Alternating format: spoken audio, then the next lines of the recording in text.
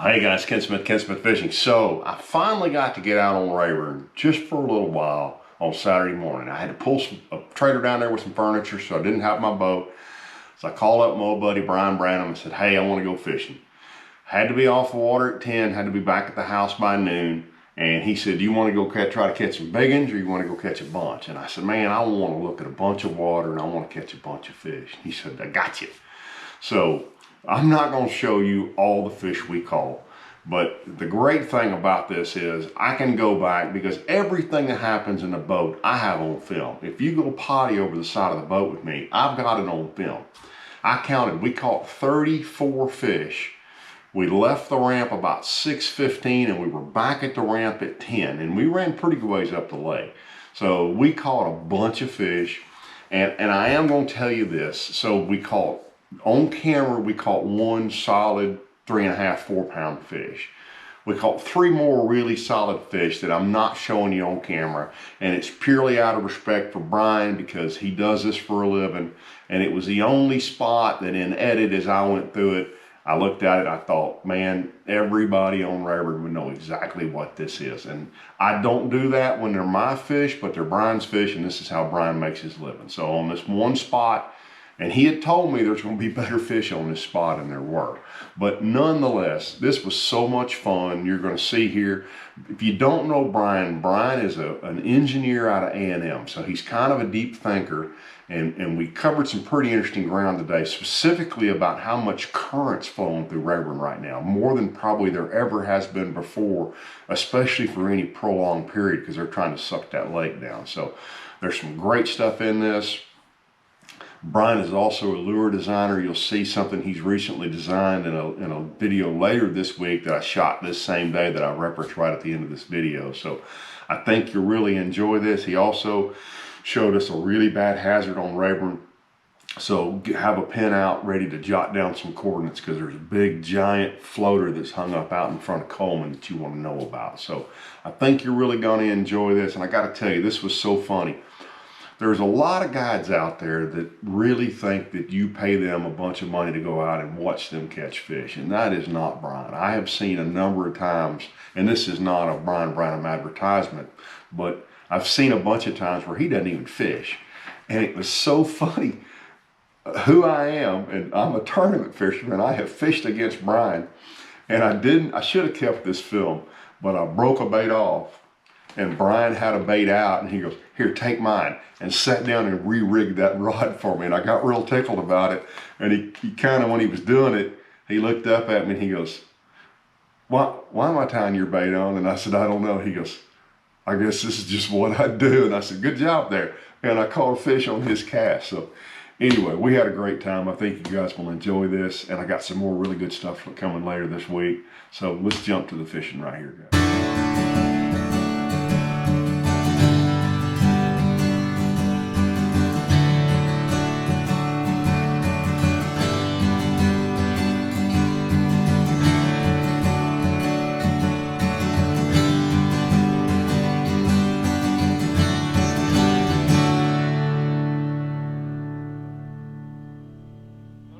Hey guys, good morning, and we're going to do some fishing, but Brian just showed me something. We're right out in front of Coleman, and that massive stump has floated up, and he said it's been hung up there a while. So give us our waypoints there, Brian. The waypoint is 31 degrees, 07.749 minutes, 31 degrees, 07.749 minutes, and west 094, and that's degrees, 09.711 minutes. That's in decimal degrees. Maybe we can get a photo of it. I don't think it will. I'm not sure a photo of that, but it's 31 degrees, 07.749 minutes, and 94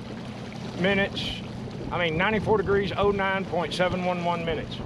And you can see it's just out in the middle, and it's a big... It was out in kind of south of Caney Flats, out in front of, on the very north end of the main throat of the lake, out in front of Fire Tower Cove, and it's always had a big orange marker on it. Well, that thing floated off here to the east and is now at the end of the Coleman Point. That's Coleman Creek right up there, and it's out here in about 50 foot of water, hung up. Now, it's moved. It's got spikes all in it. It's got knobs on it. I've side skinned it. It goes all the way to the bottom, and it's in a terrible place for the future now. So everybody really needs to mark that and watch it. So that's our public service announcement. Well, before we go catch a few fish this morning, it's Saturday, July the 3rd, and my buddy Brian with a beautiful sunrise, excuse me, coming up behind him there. And we're gonna go fishing. So here we go, boys. Punch it!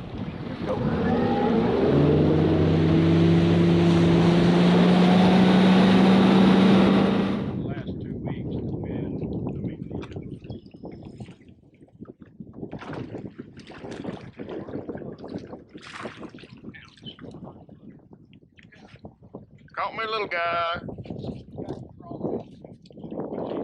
No crawfish. No crawfish.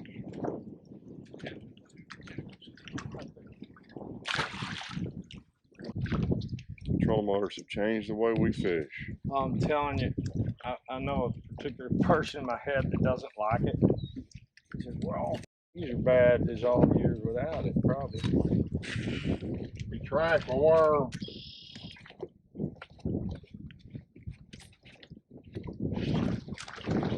Jumper.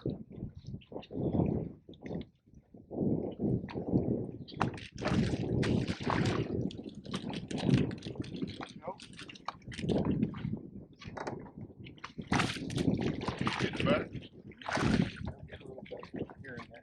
It may not be just everywhere, honestly. Now, guys, I don't think our audio is going to be great, but one of the things Brian and I were talking about is, I mean, right now, historically, when the lake gets high here, they pull it about 6 inches a week, and they're pulling it 1.5 feet a week. Yeah, two inches a day, easy. And so the lake probably, I would guess right now, has more current in it than it has ever. Yeah, it's just close to, I've never seen it going out like it is. And it positions these fish. I mean, yeah, there's no question. They'll still be around the similar or same cover that you've been using to catch them, but they're going to move on that cover to a certain spot. It's more like a TVA lake, right? Yeah. All current related. Yeah, if you've been catching them spread out on a big piece of cover, 100 yards long or 100 feet long or something, you're going to have to move around a little bit and find out what the current is doing to the areas under the water around the cover. That fish too long in one spot. And right now, believe it or not, in a couple of places that I'm fishing, the one that we'll see today a little later, there's enough current there to watch the bait move into the fish. So, okay. Yeah, it's kind of like trout fishing. You have to move the bait into the fish with current. It really helps too. If that bait is a light bait, and if it comes through there in that natural way, it's twice as effective than if you go right on it. You can feel that hay down there, right? Yeah, so what we're doing is we're just fishing a little. Now, this might be a fish or it might not. See that? A little secondary point. We're actually sitting up on top of where the bank used to have been. Yep. And what Brian said is, he said most of these fish that they're catching up here doing this have crawfish tentacles coming up out of their throat. Yeah, that's just a particular spot. I didn't know it, but when we started catching them around here, it's a really good crawfish area. I've got pictures of the crawfish. I've posted a couple. I've posted some crawfish in the mouth of these fish, and they're bright red and bright orange, just like in the spring. No kidding. Yeah, and they're big, they're large. So if you catch a fish that just recently ate one and he throws it up, you'll be very surprised. I mean, they're bright orange, red, and the red and the bait just seem to make a big difference. We've used a lot of different stuff. I don't usually get too much into color. I really don't, not like some. I'll throw one more here. My shoulder hurts while I'm casting so funny. Yeah, definitely. Another little guy. Little guys. Oh, that big one here.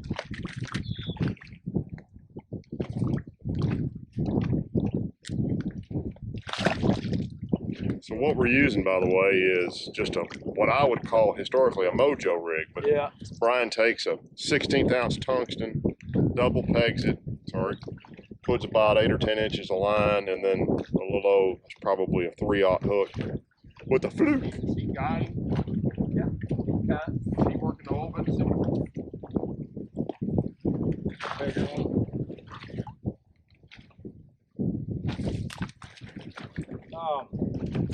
No, that, I guess maybe that could come back for him, but Bryce is taking over the local drilling down. Yes.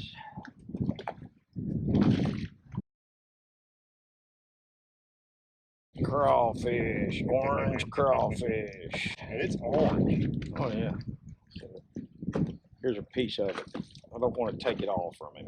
He just ate that, man. It's like, hey, dude, what are you doing to me? Man. And they're biting. Watermelon go. That's great.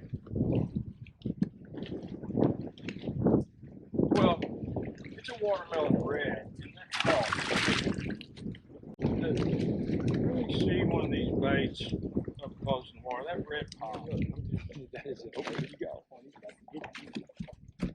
You got toad? I got butter for sure.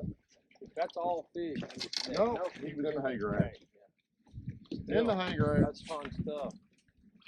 They're back over here on the back side. What's going to happen? Ain't that one. It's fish. Boy, he's got a belly full. There's another one here too. There's the school right here. Mine came off, damn it. Woo, that one felt good, of course. Darn it. Do-do-do-do.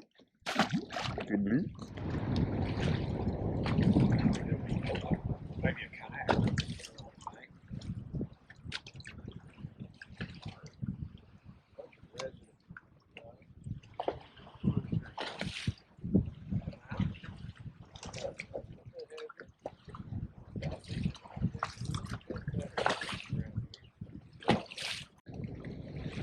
In the bush.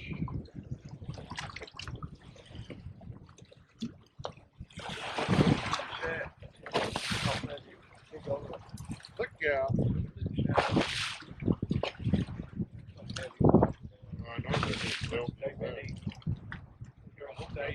Whatnot up there. crustaceans, Brian says. Yeah. And other kind of Well, we're not catching big ones yet, but we are catching bunches of them, as y'all have seen. a heavy. There you go. Oh, there's a good one right there, buddy. That's what we've been catching some of right here.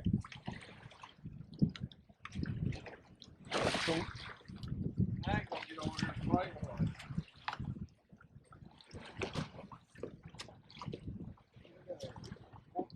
Oh no. Oh, get a bigger now.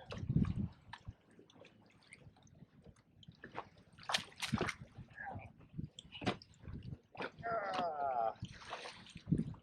Thank you, sir. Solid 4-pounder.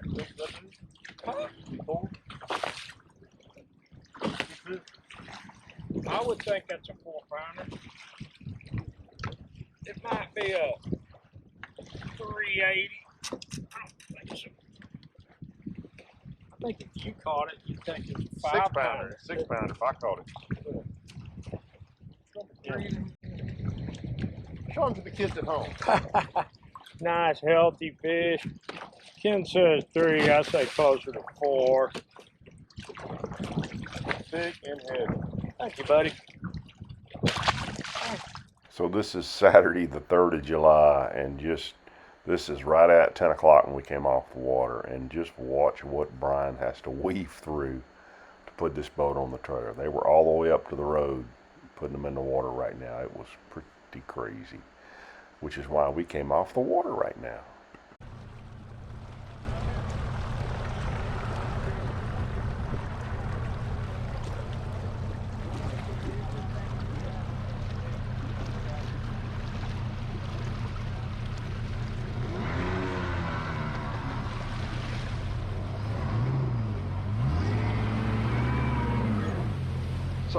So you guys, I want Brian to show you the specific setup he's using on that little, whether you call it a split shot rig or a mojo rig or whatever you want to call it. I don't know what you call it. I started out using lead split shots, but they tend to mark the line up a little bit. It's been being used forever up around Lake Fork. I first saw it, I think. It's just highly versatile, and you can, a split shot still gets hung. When we have all this high water and multiple kinds of cover, it's really hard to work something through there that doesn't have, you know, if you're using that fluke by itself, it's going to get hung all the time on stuff. But when it's got something leading it through, like that's that good at coming through that stuff, and I run it kind of close sometimes, the heavier the cover, the closer I run it. It's just a bobber stopper on each side of a weight. Well, and talk about, that's not just a bobber stopper. That's a specific bobber stopper. Well, these are 6 cents bobber stoppers. They, there's been a lot of them around for a long time that were really used as like crappie and sunfish bobber stoppers. And those aren't quite as big, as strong as this, and these aren't too big.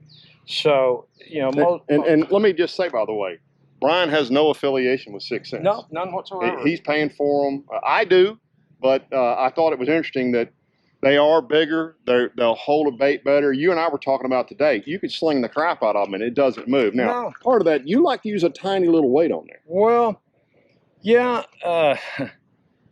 Sometimes you don't like giving out everything that you're doing, but truthfully, this evolved from watching sunfish eat bugs on the surface.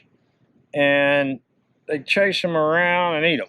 And it just kind of mimics that. It also gives you a little bit of control rather than weightless, and when there's a little bit of wind. Like today. And moving this through the torpedo grass, which people call hay grass, and other types of cover, it leads the bait through a lot better. You know the little part is coming when you feel this hit it, so you know to kind of move it a little bit, and it doesn't get hung up on the front of your plastic as bad. So you can fish this a lot better in super heavy cover with this on it than without it and not get hung or anything else. There's some other types of devices that are made to lead these baits through cover, but I think they rob the action a little bit more in less cover or in a split shot. Sorry, we cut off there. He said in grass he'll fish it a little bit longer, but around those bushes. And a split shot's not reusable.